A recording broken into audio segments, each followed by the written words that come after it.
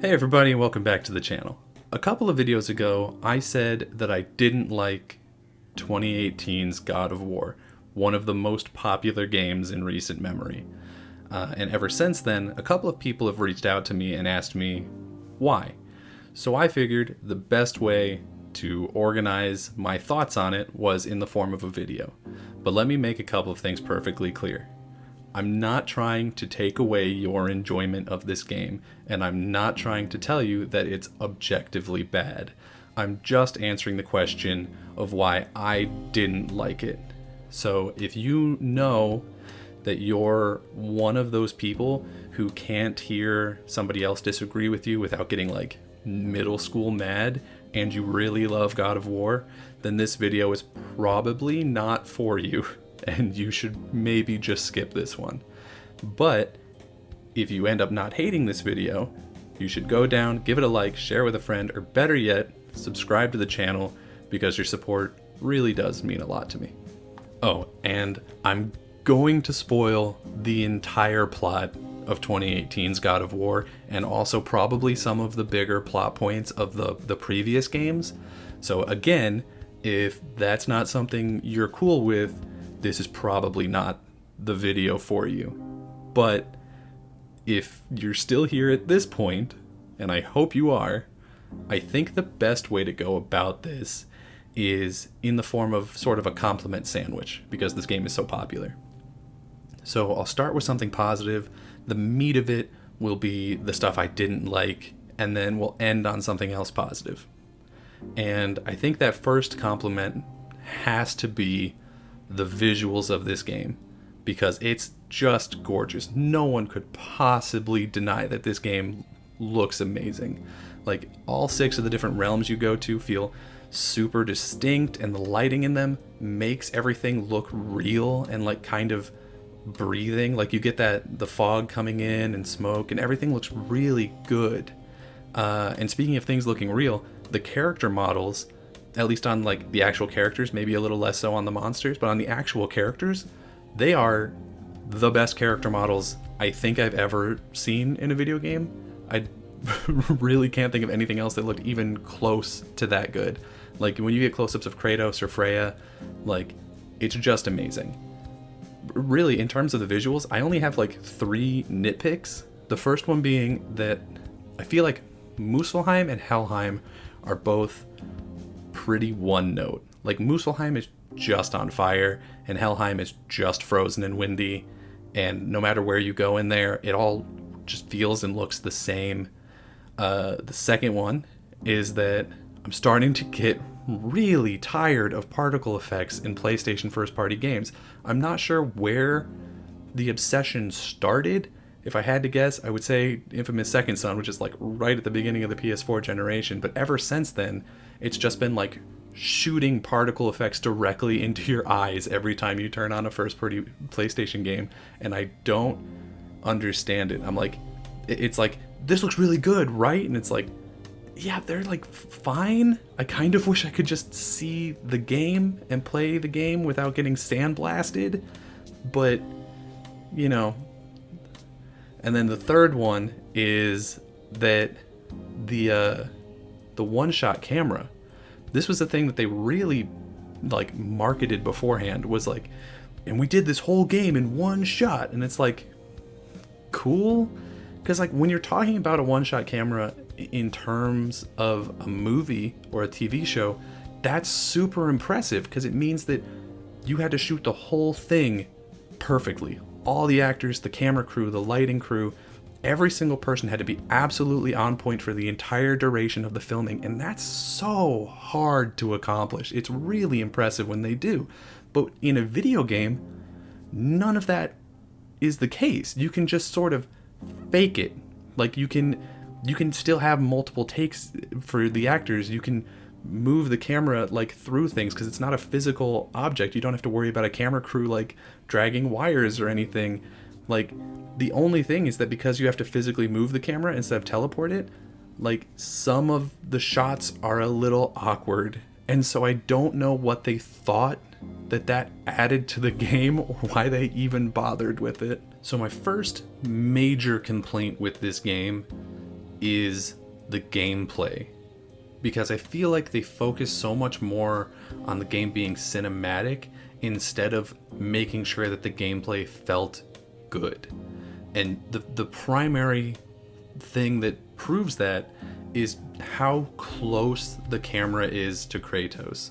When you're playing an action game like the older God of Wars or a Devil May Cry or something of that ilk, the camera has to be pulled back so that you can see all the enemies around you and you can act accordingly. You can see incoming attacks. You know what kind of attack is coming and from what monsters. But in this game, you can only see directly in front of you, and even then, a fourth to a third of the screen is completely blocked by Kratos.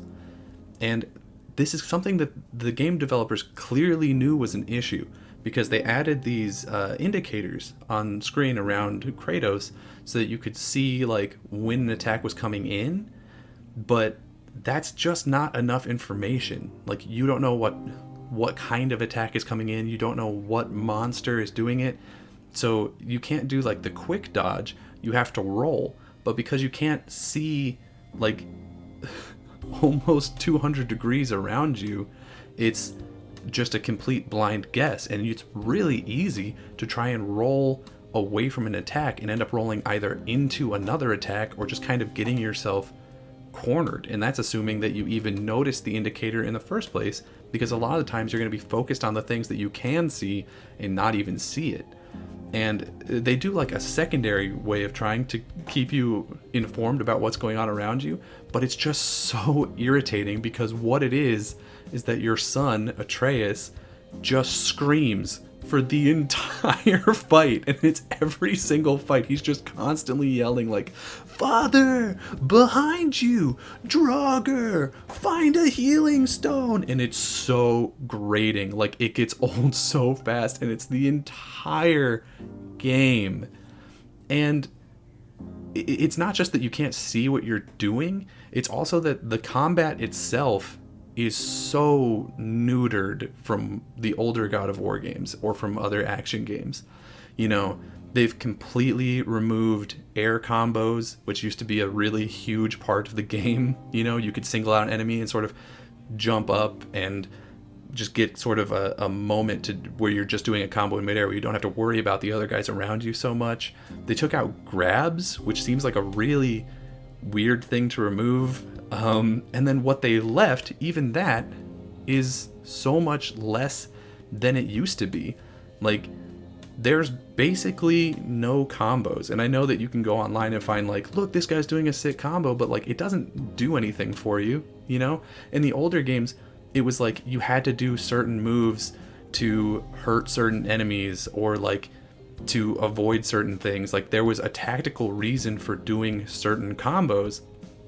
But in this game, there just isn't, you know?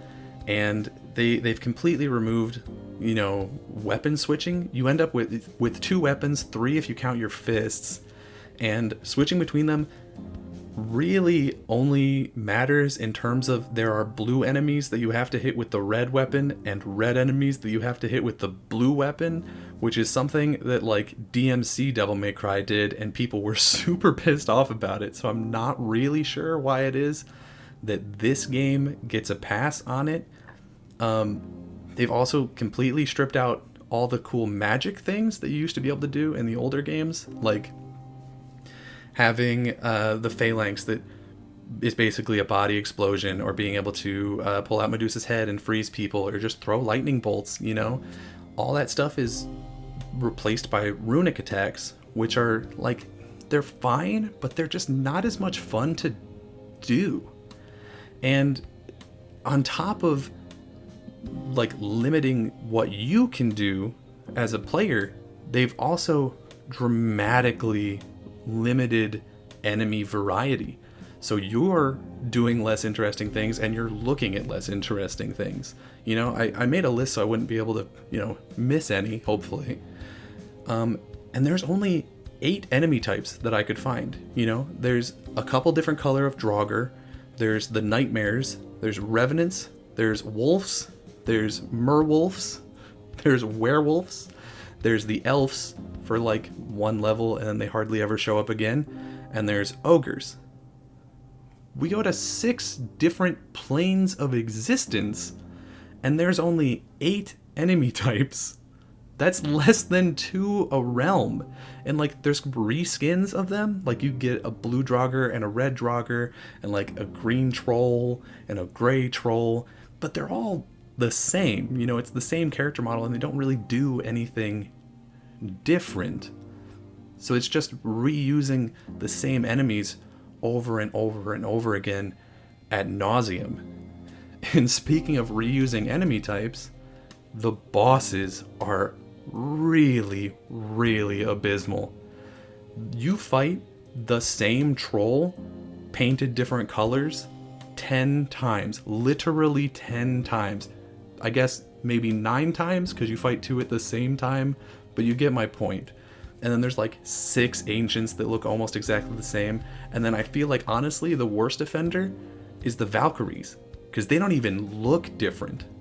And there's 9 of them.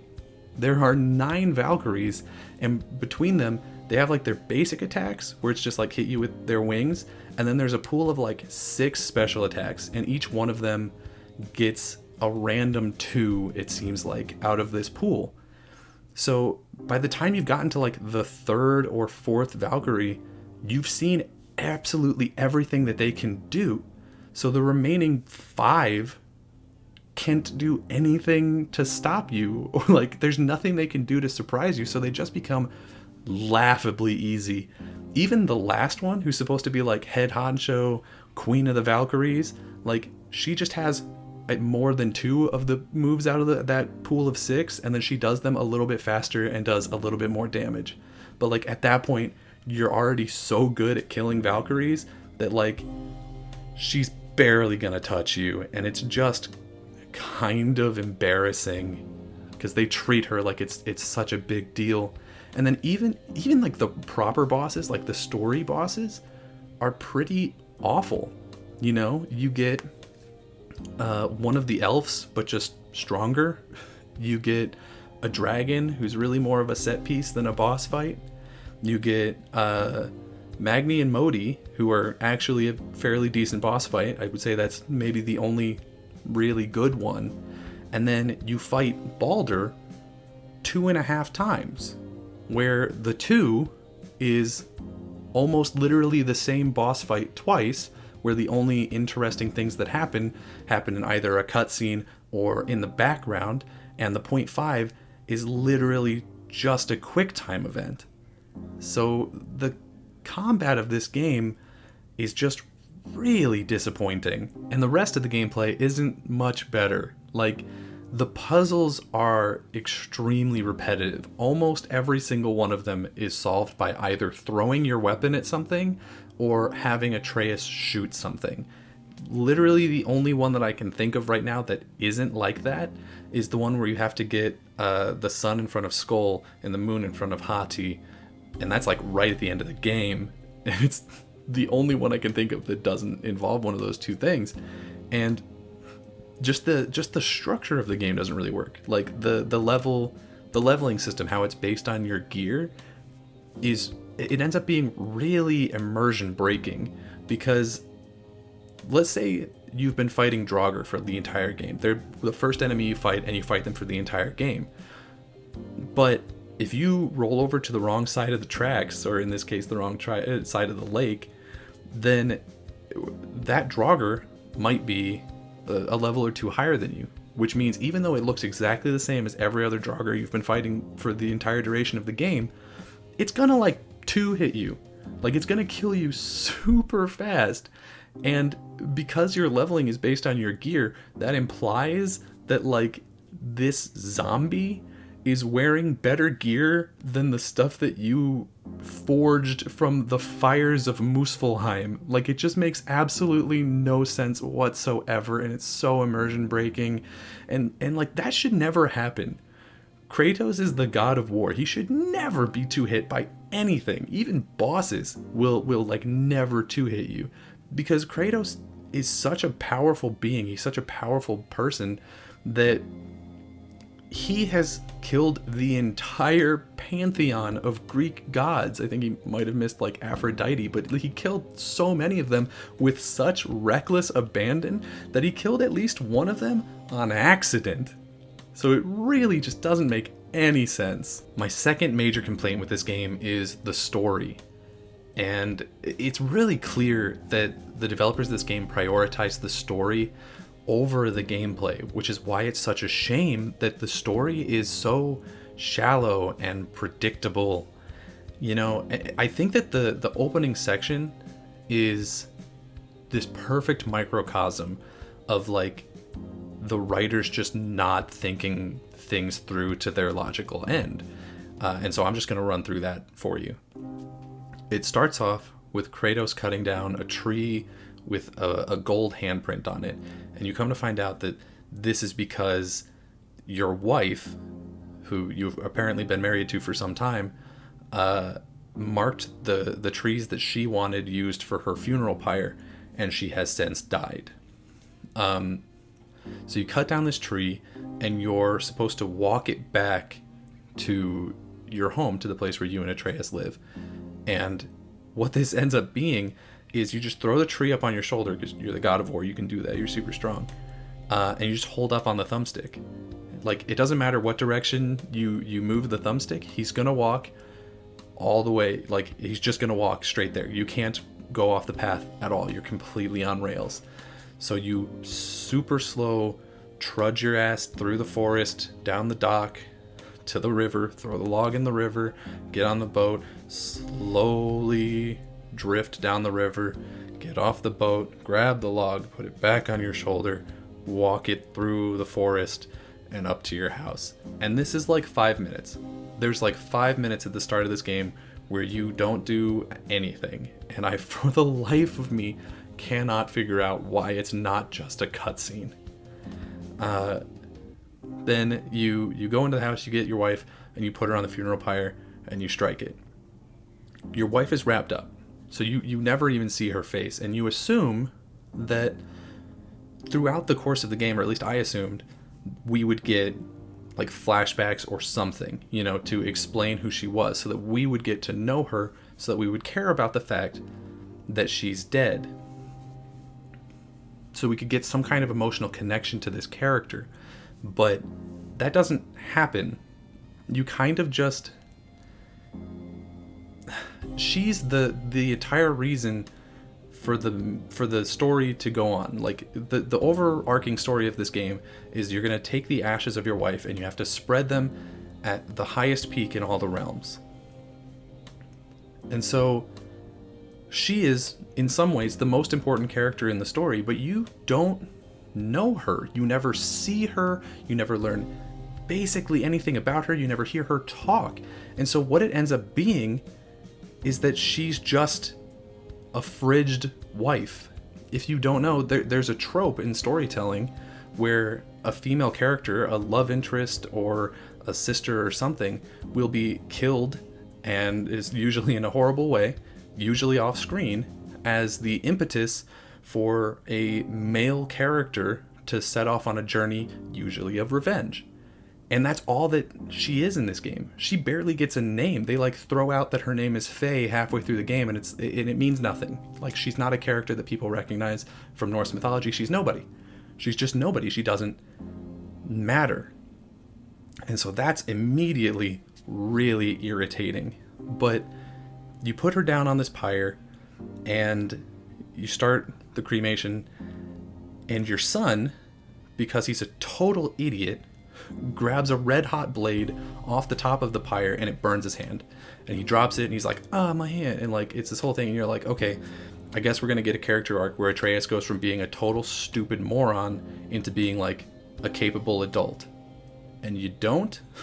You kind of just get a circle, but we'll get to that later, because Atreus is one of the worst parts of this game. There's a whole section just about him, but we'll get to that later. But while you're waiting for your wife to finish burning, wow, what a sentence that is, you take your son to go hunting. You're like, wife has taught boy how to hunt, yes? Let us hunt. And it's like whatever. It ends up just being like a tutorial where it like teaches you how to fight and all this stuff.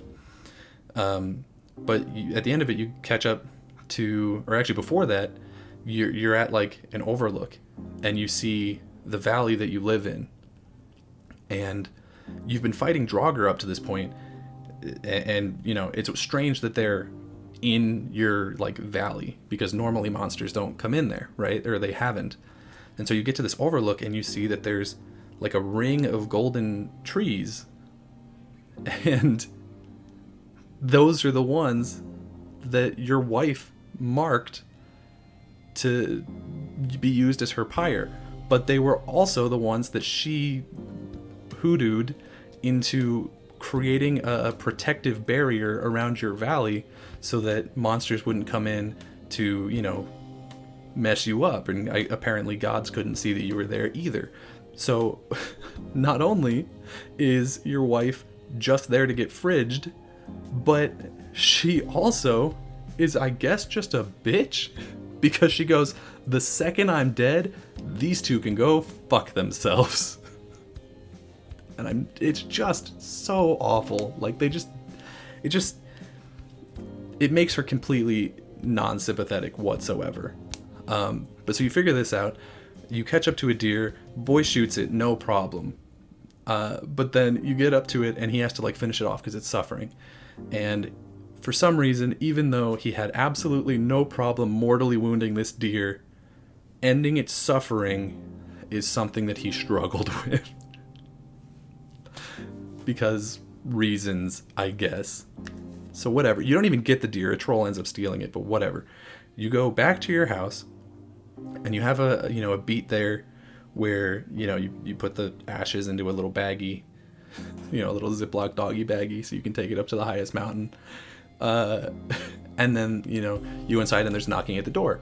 And so you go over, you open it up, and it's this guy who looks like if you crossed Conor McGregor, with that lion from Futurama who's a vegetarian. And so he's already like not really intimidating whatsoever. And he just immediately, for seemingly no reason, starts a fight with Kratos, which is like probably the stupidest thing you can do as a person in this universe. And so you have a really lackluster fight with him where like there's a cutscene where a cool thing happens, and then you're just in a clearing and you hit him a couple times, and then there's a cutscene where something cool happens and you hit him a couple times, and then at the end of it, he's beat up, you're beat up, and he like flexes and heals, right? And he's like, you can't hurt me, nothing can hurt me. And so you go, that's Baldur. Okay, that's really cool. He doesn't need to be like a big strong guy, because I can't kill him. He's immortal, right? Like he's impervious to damage, basically. So he can be like a recurring villain throughout this game who just sort of like wears us down over time, like a more capable Team Rocket. The problem is that immediately after Baldur, flex heals, Kratos does the same thing, and he just goes like, huh, and like all his wounds heal shut. And so it just immediately robs Baldur of the one thing that he had going for him, was the fact that he could like heal himself and it wouldn't get hurt. And Kratos just immediately takes that from him. And it's not even just Kratos and Baldur who can do it. There are regular enemy types who they'll like go like this and glow and then they heal. Like everyone in this universe can apparently flex heal, and it's just not a big deal. So like so Baldur is just completely neutered in his first encounter, and he's gonna be the primary villain for the rest of the game. And worst yet is that as soon as you realize that it's Baldur, if you know anything about Norse mythology, it's about Baldur, because his death signals the beginning of Ragnarok. So it's like kind of a big deal. So you immediately know, okay, his mom made it so that nothing could hurt him except mistletoe. So me, as Kratos, I'm going to have to go get mistletoe and kill this guy. And you end up sort of chuckle fucking your way through it, where you just kind of like end up with mistletoe. You don't even know that that's the thing that can hurt him, unless you think that Sindri is secretly like an evil mastermind or something. And then, like, because you know that, like, that one of the most important character in Baldur's life is his mother Freya, the second you meet the witch, you're like, that's Freya. So, like, more than half of the story of this game is just becomes immediately obvious the second that you understand that the villain is Baldur. And it's really disappointing. While we're on the topic of Baldur as a villain, the worst thing that he does is he breaks this portal gate that would allow Kratos to get into Jotunheim, where the highest peak in all the realms is, so he could spread the ashes. And it's, you know, seemingly at the time the only way to get there. So it's like this big deal that Baldur broke it. Except Baldur doesn't actually break it. Kratos does, by picking Baldur up and slamming him through it. Because Kratos is a fucking idiot, and he's my next major complaint for this game. They try so hard to make Kratos into a sympathetic character, but you just can't do it with Kratos. It's not possible. Because if you have played the previous games, you know who Kratos is. This is a man who destroyed the world, the Greek world at least. He, in killing the Greek pantheon, you know, when he killed Hermes, who is, on top of being the messenger of the god, he's also the god of doctors. When he killed Hermes, a plague descended on the Greek world and killed people. When he killed Poseidon, the oceans rised and destroyed cities. Every time he killed a god, the world was destroyed a little bit more, and he just kept going and wiped out basically the entire pantheon. So it's just so hard to want this man who would kill innocent people for no better reason than to get a little bit of health out of them, or to, you know, you'd burn people alive as a way to open a door. It's hard to want this character to have an emotional moment where he, like, hugs his son, when you know that his skin is bleached white with the ashes of the wife and child that he murdered, because he was in such a murder frenzy killing other people's wives and children that he failed to notice that two of them were his wife and daughter. It's like, it's just impossible to feel at all bad for a guy who has done any one of these things, let alone all of them. And it doesn't help that Kratos has basically zero emotional range. He has two settings, and it's either sick of this shit, tired, or gonna kill this shit, angry. And there's not even really like a spectrum there. It's just one or the other. And it's super, super shallow. But above everything, he's a hypocrite. He, at one point, is yelling at Atreus, because Atreus has just killed either Magni or Modi. I don't remember which one was which. And he grabs him and he's like, killing gods has consequences. And you might be saying, clearly he knows that killing gods has consequences. You just said that as he killed the Greek gods, it destroyed the world. But here's the thing, 30 minutes before he's yelling at Atreus, he killed a different god, either Magni or Modi, whichever one Atreus didn't kill. And so it's like, really? You're gonna yell at him for killing a god when you literally, like, that the one you killed is still warm in the other room? What are we doing here? Like, it just makes no sense. And he even goes on, he's like, you never kill a beaten enemy, like, I only did what was necessary. But then, you know, cut to the end of the game where he's beaten Baldur, he's broken the curse on him so that he can, like, feel pain, and he's beaten him, and he still kills him. He snaps his neck in front of his mother, who is begging and crying and pleading with Kratos not to kill him. And in killing him, he ushers in Ragnarok, the Twilight of the Gods. I think that's literally what it translates to, which is a huge war where all the gods are gonna fight to the death. So Kratos hasn't improved. He hasn't changed. The only thing that he's grown is a beard. And what's extra maddening is how easily you could have fixed the ending of this game to just wipe away most of these problems. Like, in the game, he punches Atreus, gets a little bit of mistletoe arrow through his hand because it was being used to fix the quiver strap, and that breaks the curse. In the actual mythology, it doesn't break the curse, it just kills him. He gets shot with a mistletoe arrow and it just kills him outright. So it would be so much easier and better fit to the story if Kratos, because he spent the whole game trying to learn how to be a parent, if he beat Baldur and then tried to talk him down. Obviously this would fail because Baldur is super duper evil, but Baldur would recognize that he can't beat Kratos. He's already lost to him 3 times at this point. So he could just then make a move to kill his mother, at which point Atreus would throw himself in between the attack. Punch happens, mistletoe goes through his hand exactly the same way, except it kills him. You could still have it so that Baldur dies so that the next game can be about Ragnarok. You can still have Freya get super mad at them because she told them to get rid of those mistletoe arrows because they were dangerous. But you get a situation where you can see real growth in Kratos. You can see Atreus stop being a self-centered little bitch and try and protect somebody. But instead, we get none of that. We get a complete we just get a complete abandonment of what the message of this game is supposed to be.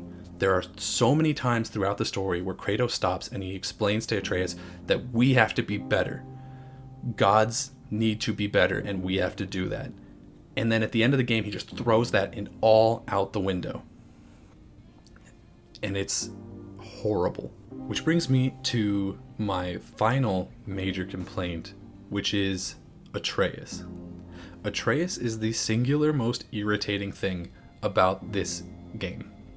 Without a doubt. Without a single question in my mind.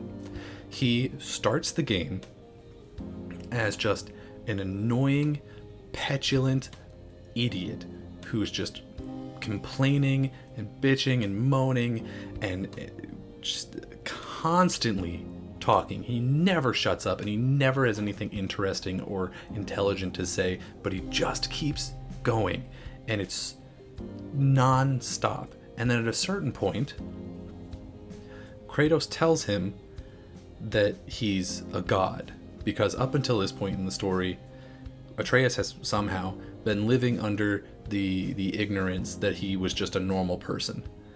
And the second he hears that he's a god, he turns into the biggest piece of shit of all time. Yeah! We're sick of hearing about little people's little problems!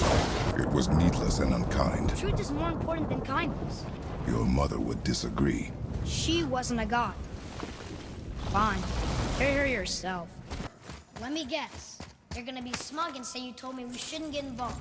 That is enough. Boy, read this. Boy, what's that say? I said no.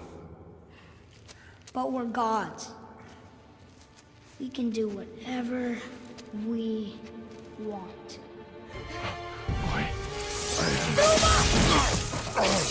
Nobody cared about him anyways. What's the difference? There are consequences to killing a god.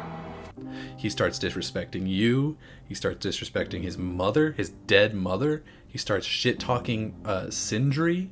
He just becomes the fucking worst. And then at some point, Kratos, in hell, grabs him again and just starts yelling at him. And he's like, you need to fucking grow up.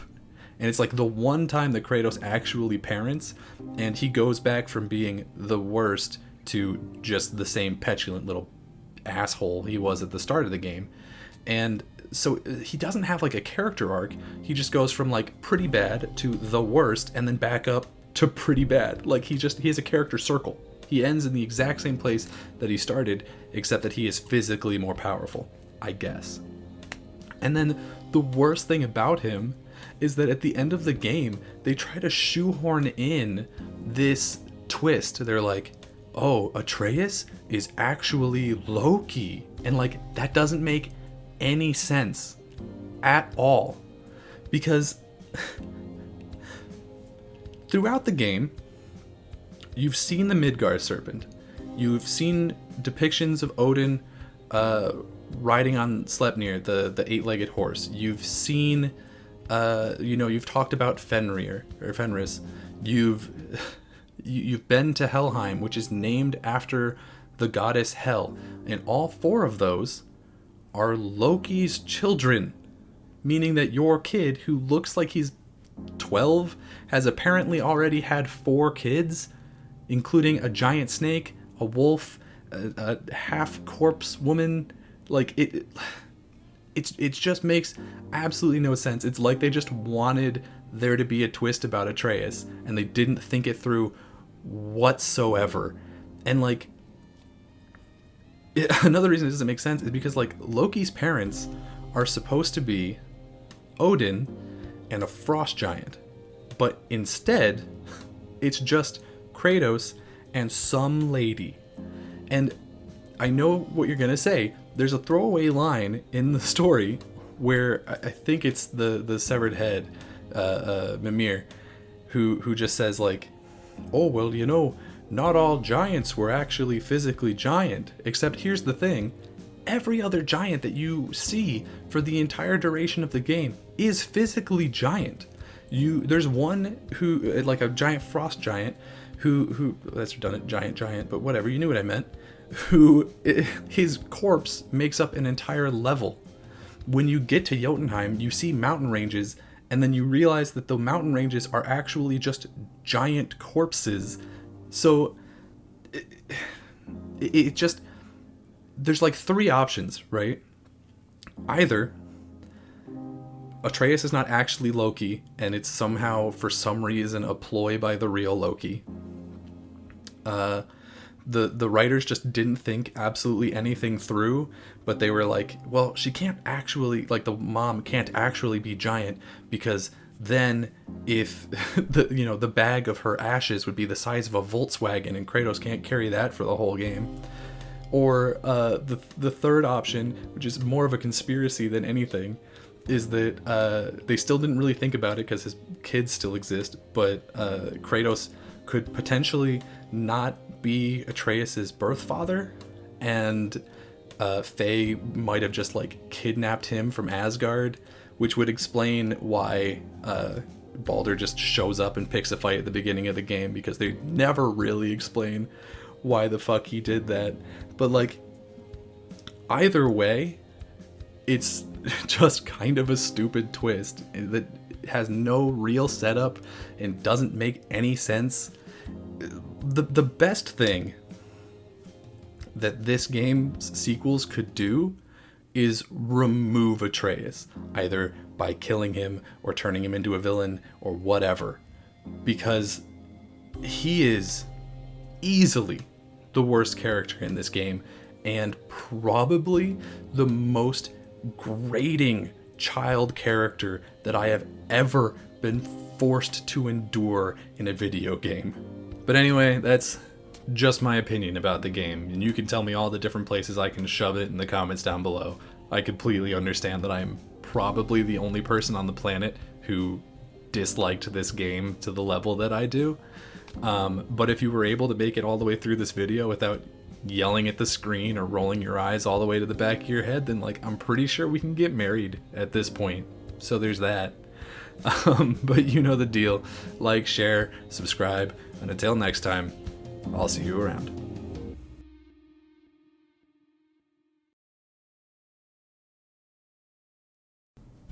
Oh shit, I forgot to end on a second nice thing. The soundtrack was pretty good.